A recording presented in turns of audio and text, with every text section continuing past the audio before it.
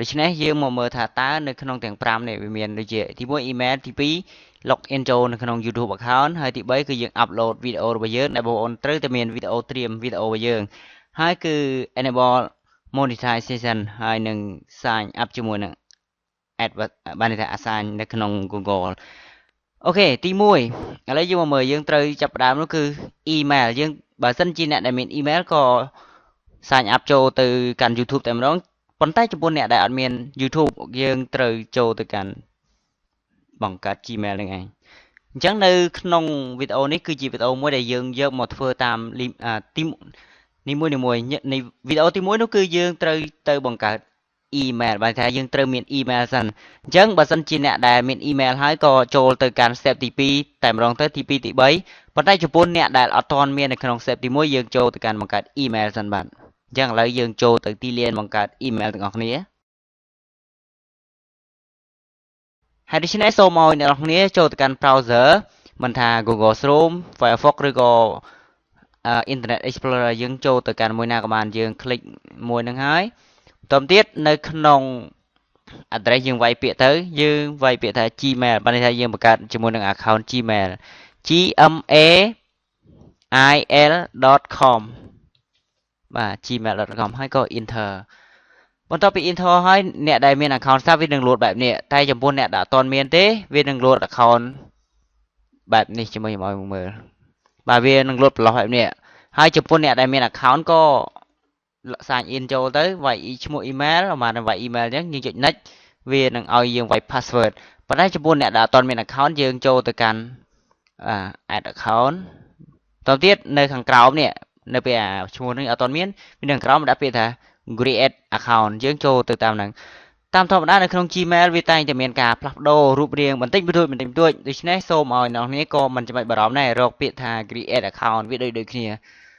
កន្លែងនេះគឺយើងត្រូវដាក់ឈ្មោះរបស់យើងពេញកន្លែងប្រឡោះ last name គឺដាក់តកូលនេះគឺឈ្មោះរបស់យើងហើយនេះគឺជាតកូលឥឡូវខ្ញុំដាក់ឈ្មោះនៅក្នុង training online school តែម្ដង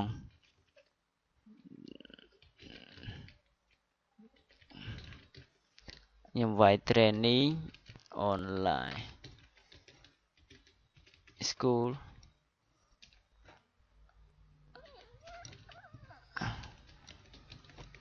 YouTube អូខេ training online school YouTube តទៅទៀតusername នេះគឺមានអ្នកប្រើហើយអូខេបើមានអ្នកប្រើហើយនិយាយថា training online YouTube មានអត់ទេ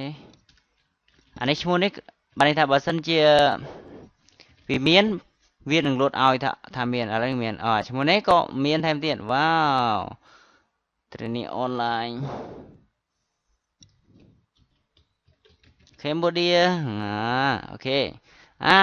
មាន training online Cambodia អូខេអញ្ចឹងខ្ញុំនិយាយឈ្មោះហ្នឹងតទៅទៀតគឺ password របស់យើងអញ្ចឹងយើងក៏ដាក់ password គឺលេខសម្ងាត់មកយើងដាក់ឲ្យវែងប៉ុន្តែចាប់ពី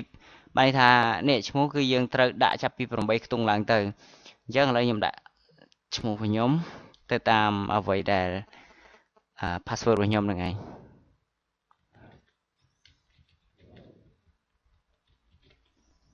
ហើយមួយទៀតគឺយើងត្រូវ confirm password គឺយើងត្រូវដាក់ឈ្មោះ password សំទោសគឺត្រូវដាក់ password មួយសារទៀតដាក់ឲ្យដូចខាងលើណាបន្តទៀតថ្ងៃខែឆ្នាំកំណើតយើងក៏រើសមកអូខេបងប្អូនថ្ងៃបានន័យថាខែកើតខែប្រហែលខែមករាកុម្ភៈមីនាមេសាឧសភាមិថុនាកក្កដាអញ្ចឹងទៅខ្ញុំកើតខែកក្កដាអូខេឆ្នាំ1989អូខេរបស់ខ្ញុំហើយ female ឬក៏ male បានថាតើយើងប្រុសឬស្រីហ្នឹងឯងអញ្ចឹងឬក៏ female ក៏ដាក់មក female ស្រី male ហ្នឹងគឺជាប្រុសហើយឬក៏មានផ្សេងទៀតមានផ្សេងទៀតអូខេចំពោះខ្ញុំគឺ male ពិតប្រាកដបាទបន្តទៀតគឺយើងត្រូវមើលថាតើនេះគឺជា password បានន័យថាម៉េច password សម្រាប់យើង SMS ចូលទូរស័ព្ទដៃរបស់យើងអញ្ចឹងយើងត្រូវតែដាក់អញ្ចឹងឧមាថាបងប្អូនមាន smart ឬក៏មានអីអញ្ចឹងទៅមានតាមធម្មតាឧមាថាមាន010ឬក៏012នៅពេលនោះបងប្អូនឃើញថាវានឹងដាក់855បែបនេះនៅពេលគេដាក់855អញ្ចឹងយើងដក0ចេញមិនចាំបាច់ដាក់លេខ0ទេឧមាថាឥឡូវ010បងប្អូនដាក់តែ10គុតមក10គុតអញ្ចឹងទៅប៉ុន្តែបើឧមាថាឥឡូវ0មកថា015អញ្ចឹងទៅដាក់តែ15ឥឡូវខ្ញុំដាក់សិន15 3ខ្ញុំដាក់លេខបង្ខំរបស់បងខ្ញុំ61ព្រោះថានៅក្នុងទូរស័ព្ទដៃមួយបង្កើតបានតែមួយ account នោះទេនៅក្នុង Gmail YouTube ហើយនៅក្នុង email នេះតើនៅពេលដែលមកថាឥឡូវមានការផ្ទាំងផ្្លាត់ឬក៏ផ្លេច address ណាមួយឬក៏ផ្លេច password របស់យើងនេះយើងអាចថាតើយើងឲ្យចាំនៅក្នុង email អ្នកណាម្នាក់អញ្ចឹងយើងដាក់ email អ្នកណាម្នាក់នេះដែលយើងគិតថាស្គាល់ឥឡូវមកខ្ញុំដាក់ email ណាក៏បានអត់បញ្ហា email នេះក្លោថ្ងៃណាមួយយើងផ្លេចយើងទៅមកថាអូយើងស្លាប់ដាក់ email នេះ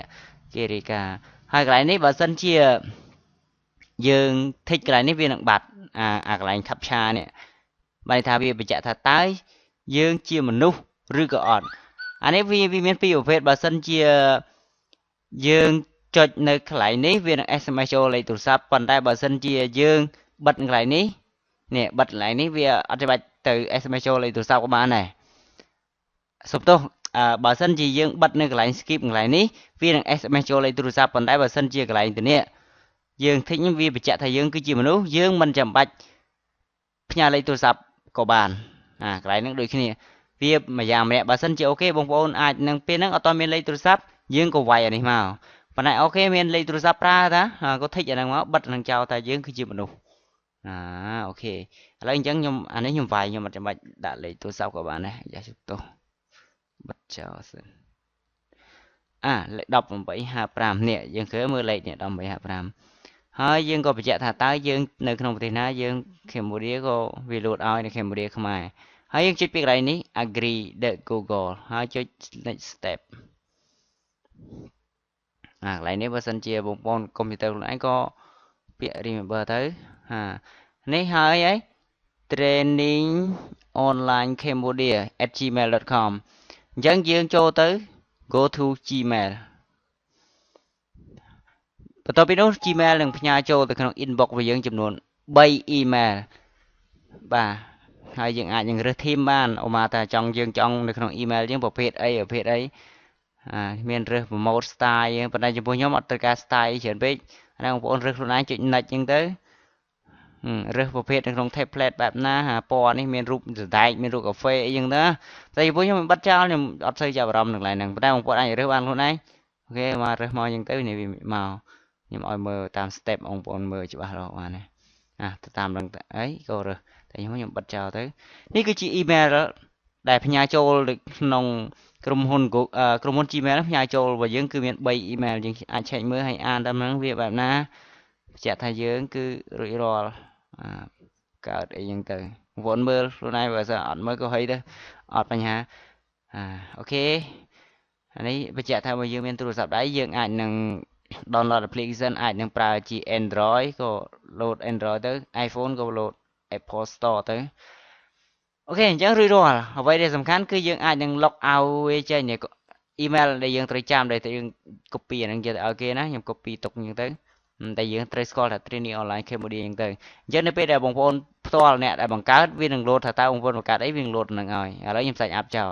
ចូលនៅក្នុងវីដេអូបន្តទៀតយើងនឹងមកនិយាយអំពីការ upload វីដេអូនៅក្នុងតង់ទី2បាទហើយដូច្នេះនេះគឺជាការបង្កើត email ហើយបើសិនជាបងប្អូនចង់ log in ចូលបាទយើងមើលមិញអញ្ចឹងយើងវាយទៅចាប់បានទេបាទមិញខ្ញុំ log in ឲ្យគឺ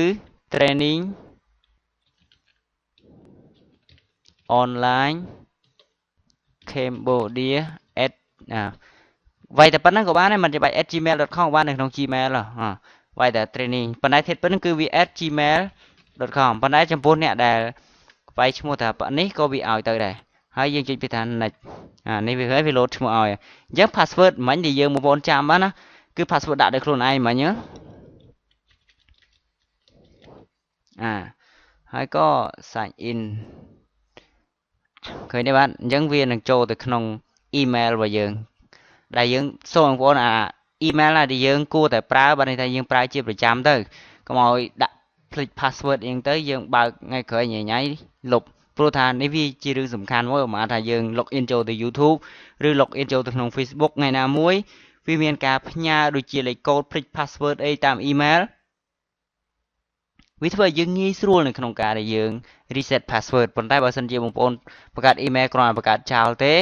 ngày nào muối dương plek password ឬក៏ដាក់បង្កើតអីមួយយើងភ្លេចនោះវាជារឿងមួយពិបាកដែលយើងត្រូវបង្កើត account ថ្មីអอกមកថាឥឡូវមានអ្នកស្គាល់យើងច្រើនគេស្គាល់ email យើងស្រាប់តែយើងធ្វើឲ្យមានការផ្លាំងភ្លាត់ឬក៏ភ្លេច password ឬក៏បង្កើតអីញ៉ៃច្រើនពេកនេះគ្រាន់តែវាធ្វើឲ្យយើងអាចនឹងបាត់បង់ខ្លះទៅយើងពងឲ្យ save ឈ្មោះ email អ្នកដែលយើងស្គាល់ហ្នឹងទៅស្រាប់ឲ្យភ្លើងភ្លេច password ក៏បាត់ទៅព្រោះខ្ញុំធ្លាប់ជួបរួចមកហើយបាទហើយដូច្នេះខ្ញុំលុកឲ្យចេញនៅក្នុងវីដេអូនេះគឺសូមចប់តែប្រេះសូមឲ្យបងប្អូនតាមដាននៅក្នុងវីដេអូបន្តទៀតបាទ